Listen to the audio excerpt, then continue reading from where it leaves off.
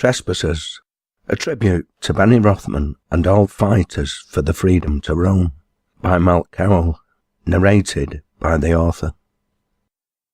No man has a right to own mountains, Chapter 8. Is that it?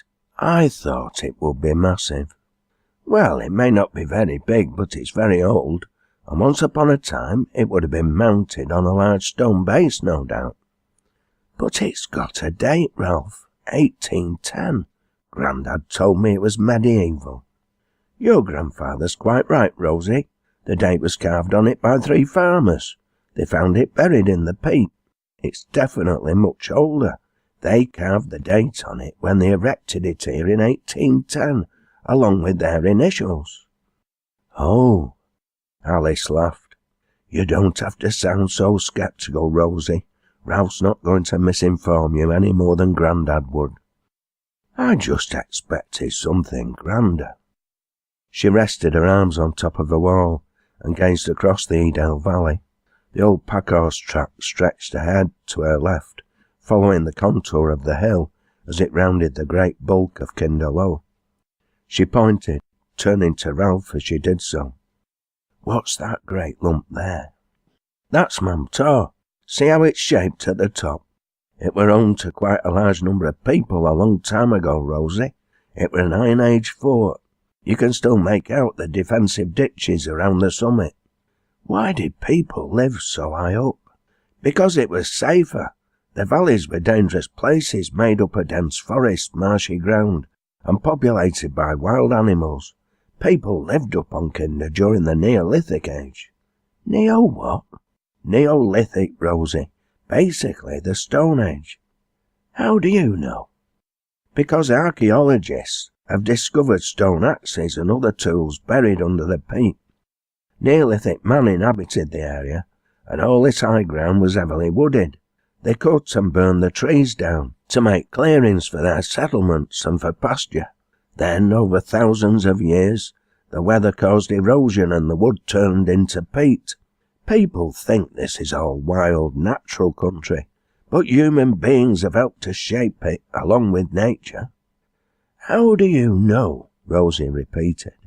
I was taught it in school, and there's information about it in the Edale National Park Information Centre. Come on, Rosie, Alice interrupted. If we shape ourselves, we'll have time to visit the information centre. Then you can see for yourself. They recommenced their journey, and for once Rosie remained quiet, seemingly content to gaze around her, to take in the magnificent views stretching out before her and to her right. However, this unusual turn of events didn't last long. Ralph, what did Connie mean about getting a new leg? She had an accident, Rosie, about 4 years ago. She were hit by a motorbike and it damaged her leg. They had to amputate just below the knee. That's terrible, Alice responded. Why she had to wait so long for an artificial leg? She hasn't, it's just that she's growing fast. She were only 6 when the accident happened. She's 10 now. The leg's been lengthened a number of times. Normally she would have had a replacement already, but there's been some new developments. A new kind of fitting was invented earlier this year, in America I think, and Connie will be one of the first to try it in this country. There's been a slight hold-up. Trouble is her old leg's worn, the socket's damaged, and it hurts her when she wears it, so she's hanging on for the new one. Will she be able to walk then? Rosie asked. Yes, she can walk fine now. She's hoping to be able to run. The only trouble is she tends to overdo it and overtires herself. It takes a lot more energy using an artificial limb. She wants to keep up with all her school friends. She's stubborn, just like Feyther. She's such a little thing. Yes, she is, Rosie, but don't let that kid you. My little sister's as tough as old boots and always up to mischief. Whatever you do, don't let her think you feel sorry for her. Oh dear, Alice said. Maybe we'd best keep the two of them separated. Connie and Rosie might form a lethal combination. Ma'am, Alice laughed. I'm only joking. She smiled and winked at Ralph. At least I think I'm only joking. Where's Titch? Ralph stopped in his tracks. I've no idea, Rosie. Maybe he got fed up and went home. But he was here a moment ago. I wouldn't worry, Rosie. He's unlikely to get lost. At that moment, something caught his eye. Now, Rosie, he said, gripping her shoulder momentarily, there's something I bet you haven't seen before. She followed his pointing finger. Where? I can't see anything. There, just under that boulder halfway up the slope. Oh, look, ma'am, it's a white rabbit. No, Ralph interjected. It's a mountain hare, Rosie. They turn completely white in winter. In summer, they're light brown or grey with a white belly. The Dark Peak is the only place in England you find them. There's plenty in Scotland and a few in the Isle of Man.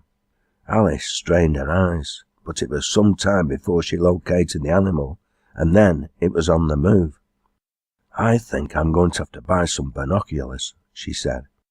I want to see the ring-ouzels in the spring. Ring-ouzels? What are they?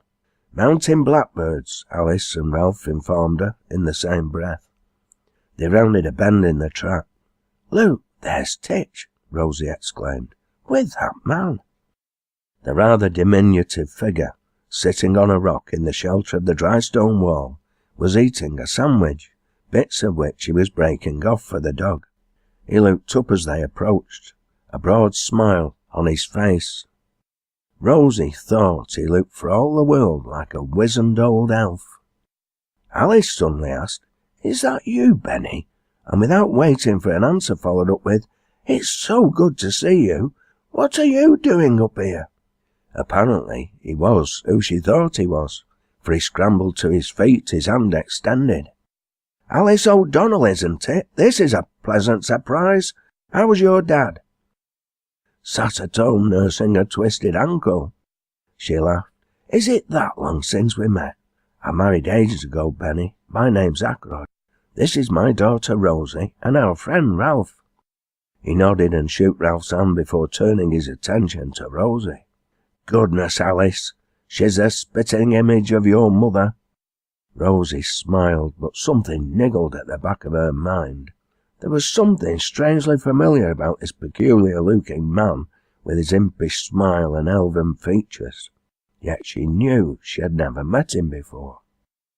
Are you on your way to Edale, Alice? Yes, we're heading for the Nag's Head for lunch. We're staying with Ralph on his dad's farm. Ralph rescued Dad last weekend.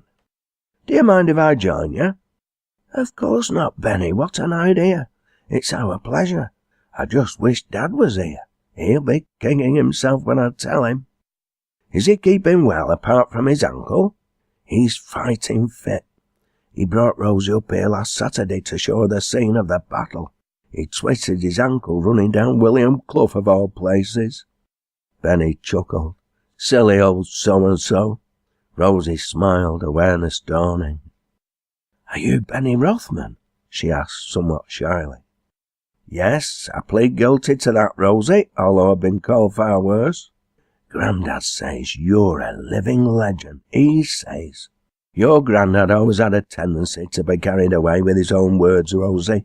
As you can see, I'm a perfectly ornery bloke. Ralph smiled to himself. He might be only 15, but he'd seen the photographs and the displays in the National Park Information Centre, and he'd heard his father's debates with some of his farming colleagues. There were those who loved him and those who spoke about him with scorn, but there were few who didn't respect Benny Ruffman. All four began the descent of Jacob's Ladder, Rosie carefully rehearsing the questions she wanted to put to the old man as soon as they reached the Nag's Head. Grandad had never finished his story of the mass trespass. She needed to know what happened after they descended from Ashant Moor, why Grandad said those events had changed Britain's history for the better, and the role his friend Benny Ruffman had played in them. Thus Rosie returned to the farm, a wiser young lady than when she started out that morning, and both Alice and Ralph returned with more information than they'd hitherto known. Little did she know that she still had a lot more to learn, and that a surprise awaited her. She was the first across the yard apart from Titch. She opened the door to the kitchen and stopped in her tracks. A smiling face grinned at her from across the table, through the vapour arising from a mug of tea he was about to take a sip from. What looked like a brand new crutch leant against the back of his chair. "Grandad, how did you get here? Guess who I've met?"